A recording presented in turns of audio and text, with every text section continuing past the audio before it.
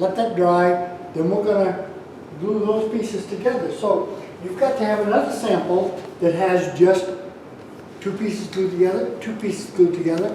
Now you've got to put those pieces together, and you've got to have this piece, which is all 4 pieces glued together, ready to do the first turning. So then you're going to turn the window, and so what you're going to have to do is actually turn one of those and get it all finished so that we can then break this apart, turn it inside out, and glue that together and have a piece ready to turn. So you can see, you know, just going through the process, and it's not hard. I gotta say that. So, you know, and one of my goals would be to have people try doing a demo and see how much. It's actually a lot of fun, for me anyway, and it's a lot of fun to try to almost second guess what you need to do to be able to explain what you're doing. And so anyway, that's where we're at. So Yeah. what is, I totally get the concept and all of that. What is the secret or magic in knowing what you're going to end up with when you put it right side out? I mean, other than trial and error, how do you know what your shape's going to be? Well, let's start with the hard one. Let's start with that. Yeah. Okay. How do you know when you're at either this phase or even prior to that, when you've got this glue up, you know, what am I going to turn out of here to get that? And you are actually absolutely right in thinking that it's a lot of trial and error, basically. So this would be what you're going to turn. Now, in order to see it, once you see it, and I tell you how to look at it, you're going to say, gee, I knew that. Just put a straight edge right there, and you can see half of it. Okay. So now I can really damn see. But anyway, that's it right there. Okay. So, okay, so let's kind of get started on this. And as I said, I can kind of zip right along through it, but certainly if you have any questions, you know, don't let me get away with anything here. Let me, and I want to do 2 things. I want to show you how I do things, but more importantly, why I do it the way that I do it. And I'd like to start that out by saying, okay, if I pass this around, you're all going to evaluate my inside-out turning. So, as a wood turner, sitting there, what are we looking for in a good inside-out turn? Okay? Because let's start from the back, work towards the front. Obviously, as a woodworker, this is a joinery project, so we're going to look at the joints, first of all, right? Everybody's going to look at them. They should be very, very nicely. Actually, if you look at the bottom, usually, of an inside-out turning, you can actually see the 4 pieces and how they actually fit together. Next, and kind of a real biggie with inside-out turnings, is you're going to look at the window. And if you were evaluating this, you would say, okay, I want to take a look. How straight, for example, are these? Because that's 2 of the halves put together here. So in order to do that, the turning had to be such that these were straight, so they went together. And they need to meet. And this one here, the one we're going to be doing today, that I'm going to be running through, is a vase like this one right here. Very simple, yet these things sound like hotcakes. A vase is something that's really kind of cool, because if you had 3 or 4 of them on your display, you can have some fall leaves in one, You might have some Christmas berries sticking out of another one, but you get the point. They can be used year round. I mean, I have one like this that's made out of cherry that's been on our fireplace mantle, and it just stays there. It's a permanent collection, I think, because all Carol does is changes what's inside it. You know, so it's always there. The vase itself is always there. But what I was going to get to is, I'm going to take that out. In one like this and in many of the inside-out turnings, you want to look at the points because those are really important, that they come right to a point there. Now, having said that, once you make your first one and they don't, you just get out your file and the wood comes right to a point right at the edges of the window. So it's very, very easy to fill that in. Okay? For me, it's very, very important, I think critical, to just say, okay, what does make a good turning? You know, because there are turnings and then there are turnings, as we all know. We just strive for perfection, if you will, and my worst critic, or best critic, I don't know how you put it, is my wife. Holy smokes. I'll come up with something, she said, oh, that really sucks. And I've done that. And actually, that's what she said about this one right here. And because this was the first one that I had done in a little bit, she said, that doesn't quite cut it. Because this is supposed to be more like a teardrop. So this bottom is way too pointy. It'd be much better if this were flatter across the bottom here. Let the point be up here. More like a teardrop is what she was actually looking for. So according to my critic, this one sucks. Still, I think it's kind of cute. Whatever. Okay. Anyway, working from the back, those are some of the things that as we're going through here, they're the rationale for why I kind of do things the way that I do anyway, because there are certainly ways that are much faster. My way of doing these things is a long drawn-out process. So if you wanted to do an inside-out turning and have it ready to show your spouse at breakfast tomorrow morning, unless you're going to stay up all night, probably not going to do it if you do it the way that I do, okay? I'm kind of going through it very sort of methodical because I know what my end product is going to be. So, we're designing this thing, and to make it just a little bit more complicated, we're going to design this vase so that we can put a glass tube in it. I buy these from Craft Supplies, Provo, Utah, about $1.35, I think, for one of these. But I do get the ones, they sell two types. Some that are straight-sided and others that have the lip. I would suggest that you make ones or use these that have the lip, although you don't have to. The reason for that is it's going to hang. Now I do make a divot in the bottom, and we're going to incorporate that into our window when we turn it, so that this glass it rattles around a little bit because it's a little bit loose, but it's sitting in the bottom. It's not going to be able to flop all this. In other words, it's not hanging so it's up an inch or so and can really move around. We are going to make that little divot in the middle. Okay.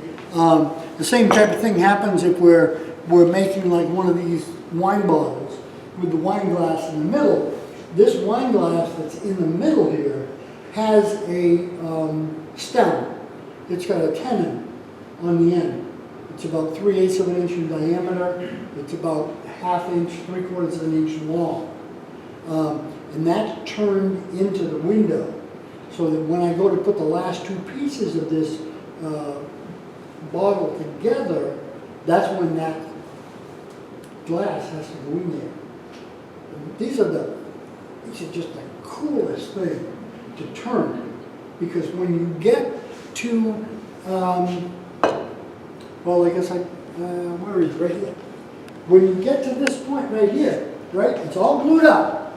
The inside has all been turned and all of that stuff. But if this were going to be a wine bottle and I had a wine glass in there, done right, when you put this between centers and you start turning it, obviously you can see right in the window, that dead blasted wine glass in there is turning just as true as can be. It's just so cool. First time I actually made one of those, it was like, holy smokes. And just to back up a little bit, I actually started inside out turning by making these. You know, I've probably said it a million times, but every year I make a different Christmas ornament. And this was 2005 that I made these. So we're getting up there. But I'm actually, it takes me a long time to figure out if you've been doing this for, 20 or 30 years, what are we going to make this year? And I made the little gnomes there last year. I had no idea what it's going to be this year, but my time is running short because I have to make about 30 of them to make everybody happy. But this is how it actually started. And then once I did this one, I turned one of these. And then I was in here showing the students what I was doing. And my work study student said, yeah, anybody can turn one of these. I want you to make the window be the wine glass. So this was all the fault of one of my students. It happened to be my work study student that was here. Okay, so moving right along.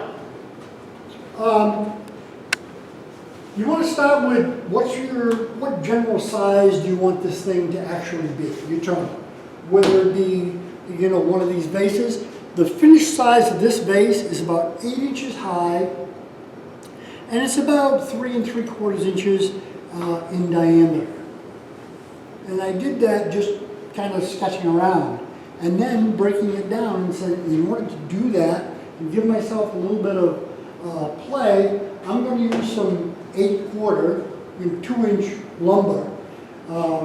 And by the time I get it milled down, it'll mill down to about 1 3/4 inches. And then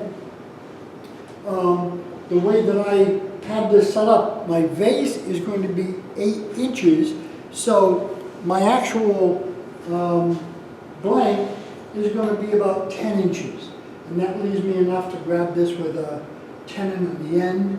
And this is the one that I turned last weekend, and I just barely got the last coat of finish on the outside of it.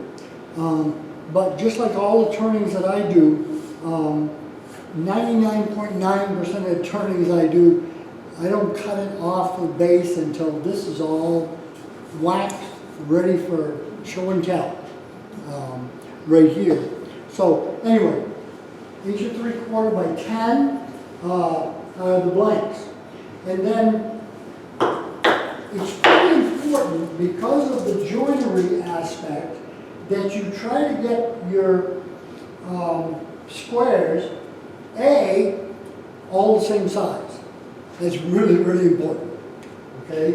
If you've got one that's 1 7/8 and the other one that's 1 3/4, you're just asking for trouble. Because that's not going to go together very nicely at all. So you get your pieces, and I do most of this work. If I have my plank, I joint the face, joint an edge, and then I rip it. And I do have a jointer, so that once they've been ripped, I run them by the jointer to make sure that they're square, and the joints are very nice. I have actually done these, and it's not that bad, to do them right with a table saw.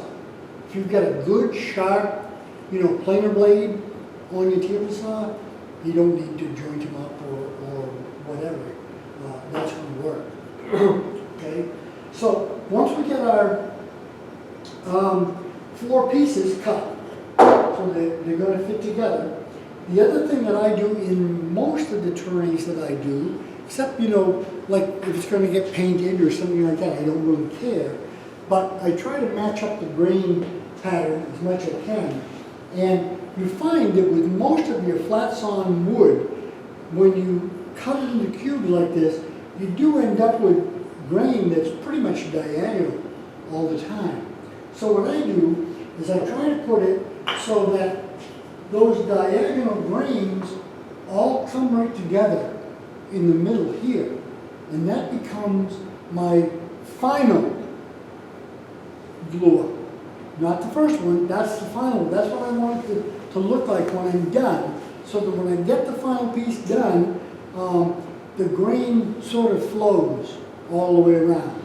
Not that it's a big deal, but I've done them and kind of screwed up and got another piece.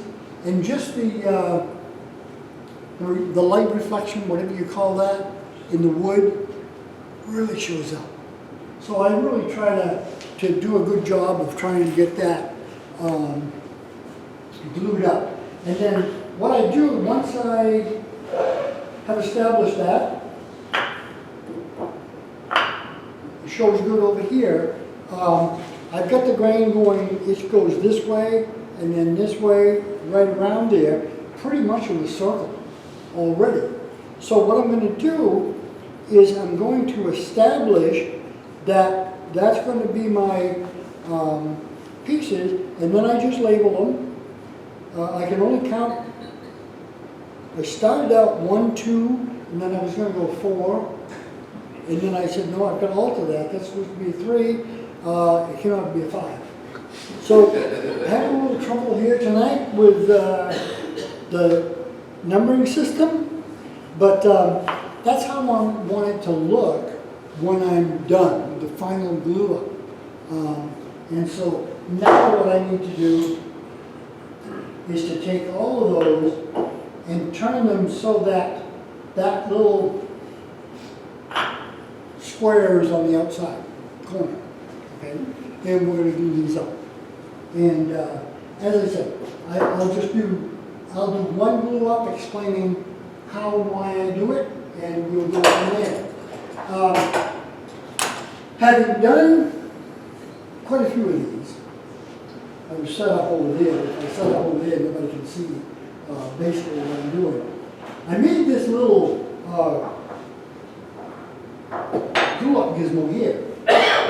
The only thing that's important about it is that this is absolutely square. So when I glue these up, it's going to go right together nicely. Now I'm going to mark those. I'll just put 2 marks there, just so that in this process right here, I've actually got them mixed up before, and I'll say, now I can't remember where I am. But, so basically what I want to do, keeping those to the outside, I'm going to set that right in there, and that's how I'm going to glue them up. But it's going to be important not only that I glue them this way and get them clamped this way, but when I get done, I want them flat across here.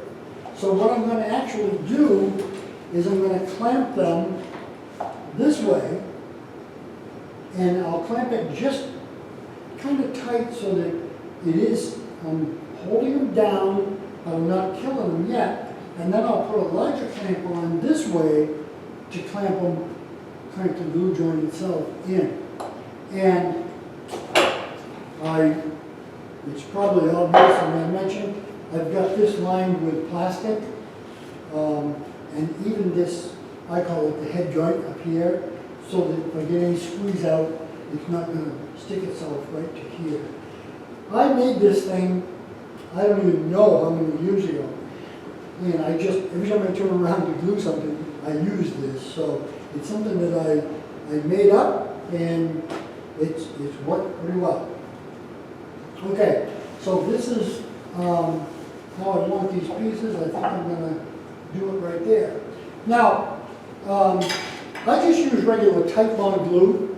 I used either the original Titebond, this happens to be, I had some too, and that's what I'm going to use for this glue up. This glue up is just going to be broken apart anyway. because I'm going to use a paper joint. So any cheapest glue will work for this. And then I'm going to put a sheet of Keen Sentinel. This is the best use of the Keen Sentinel I've ever found. I'm going to put that right in between there, and we'll bust that thing apart when we get that done. Okay?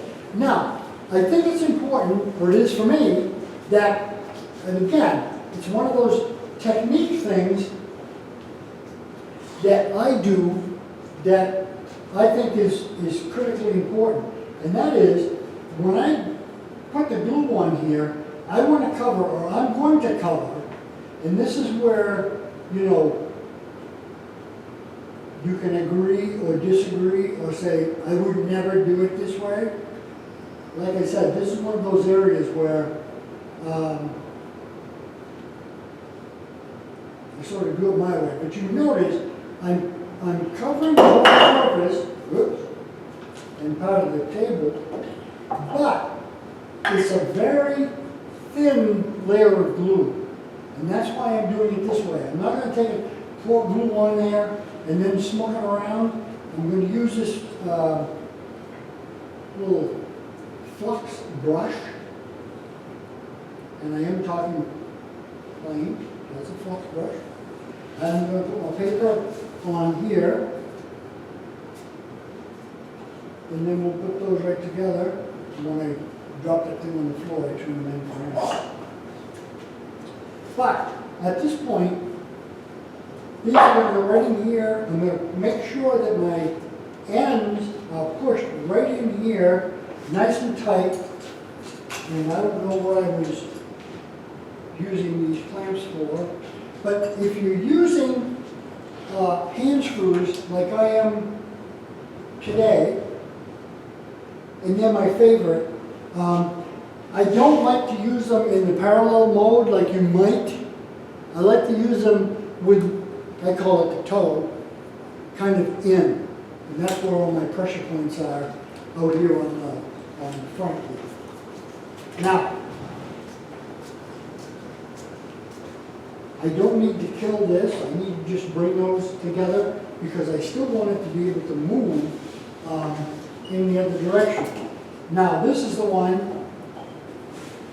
where I'm going to actually pull that joint together.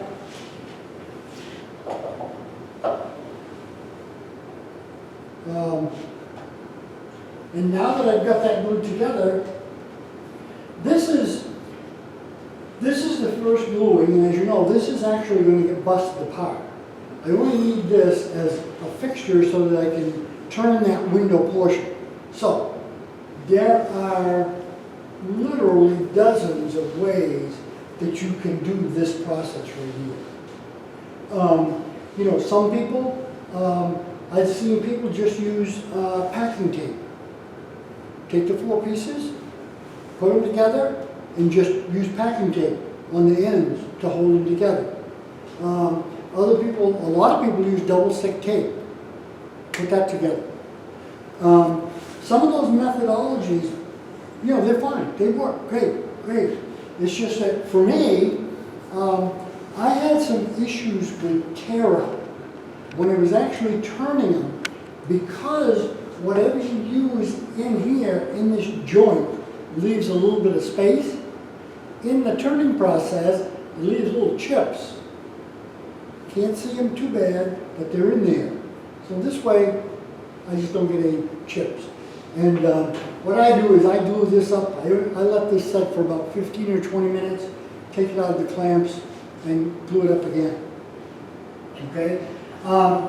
Now, as a result of that then, we're going to end up with 2 pieces like this with a little bit of paper showing. And one of the things I wanted to show you is that there is very, very little squeeze out. Not a bunch of glue at all. That's important. You can overkill this thing and cause yourself all sorts of grief. But this This paper comes off very, very easily, and there's hardly any squeeze out there at all. Then, if you're going to do inside-out turning, in my book, this is the next tool that you're going to have to make. Simply a piece of plywood that you feel comfortable is flat. You know, I use the Baltic birch stuff. I also have one that's made out of medium density fiberboard, 3/4 inch thick stuff. That's pretty flat too. And I just that 77 adhesive to glue these papers on there, the sandpaper. And I actually use my lathe, and I hook this gizmo right here. But it's important now that the second glue up, let me see here what let me get this out. I'm just going to get rid of this paper because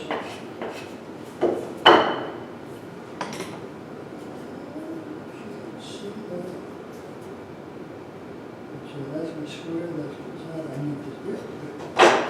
Okay.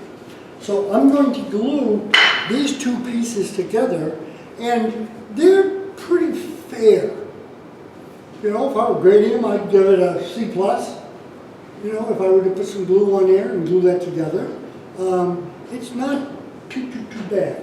But that's where this rascal comes in. What I like to do with that is just simply just use it as a, I once heard it called a shooting board. I don't know what it is, a piece of plywood with 120 grit sandpaper in it.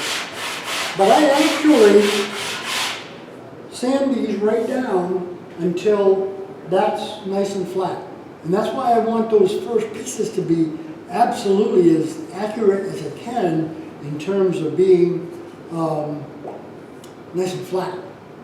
Okay? It's really amazing if you've never experienced it, but when you get two pieces of wood, particularly this size, sand it to the point where you're touching the whole surface. Like right now I'm sanding out here and I'm sanding in here. I've got a little hollow in here. Not much, we're probably measuring it in thousands, but it's there. And I'll keep sanding these until I get that absolutely flat. What I was going to say is, you get those two surfaces, you put those together, when you get them within about 1/4 to 3/16 of an inch apart, it's just like a magnet. You'll suck them right together. It's just amazing. Such a nice feeling because you know, man, I got it. Little babies are dead flat. And then the second glue up, moving right along here, is simply to glue those two together with a piece of paper in it. And that's going to be our second glue up. And the way that I do these, getting back to that whole time thing, is I usually write the time on here, and then I've got another project going, usually turning a bowl or vessel or something. So this will take me, you know, a morning to get this glue up all done, but it's not that I've wasted the morning doing it. I've actually got better things to do, let's put it this way. Okay, all right, so at this point, somebody last weekend said, or weekend before last said, what's that water for? I said, well, I'm going to drink it later on. No. This glue brush that I have is like a long lost friend. You know, it's probably worth about 8 cents, but she's just been with me for a long, long time, and I just keep it good and clean, and it's not a problem at all. So anyway, that's what that was.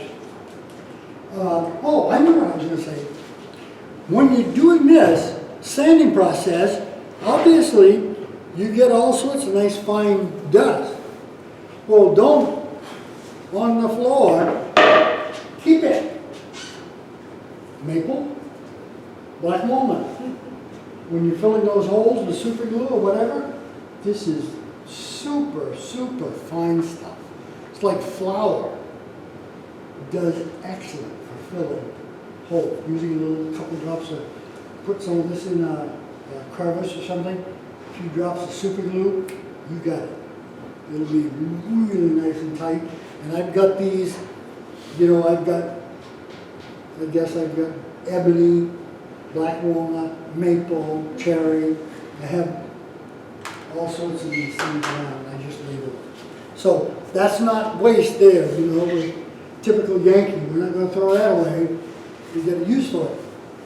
All right, enough yakking.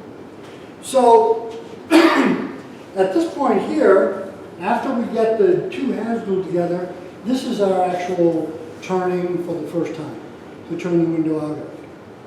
Now, I do at this point, even though I do as nice a job as I can, making sure that they're equal in the end. And it's important, for me anyway, when you cut your 4 pieces, I use it on a chop saw, and I use a stop so that they all come out exactly the same length. Even that, and using this, there'll be a little bit of unevenness.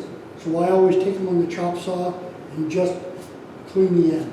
I got plenty of spare anyway, but I clean the ends up, and then by doing that, you can see your center, which is where your 4 pieces come together, and I use a scratch awl to just mark the centers.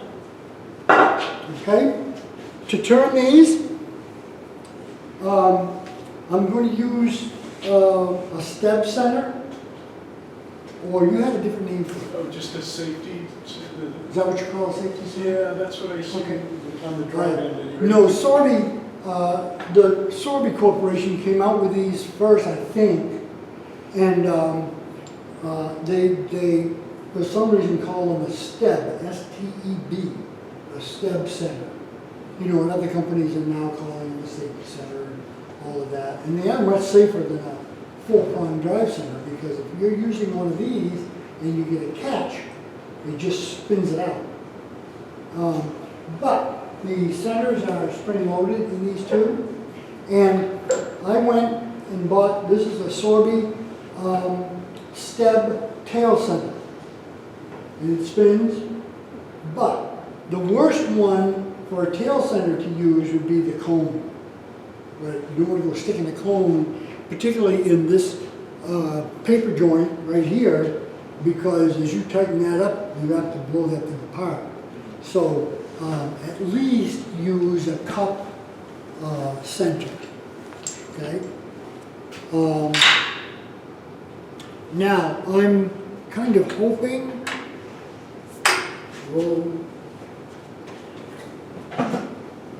Boy Scout. Nope. No, look at that. I don't know if I put this adapter or not, but yeah, you're right. Good, thank you. Good. All right. So I'm going to drop that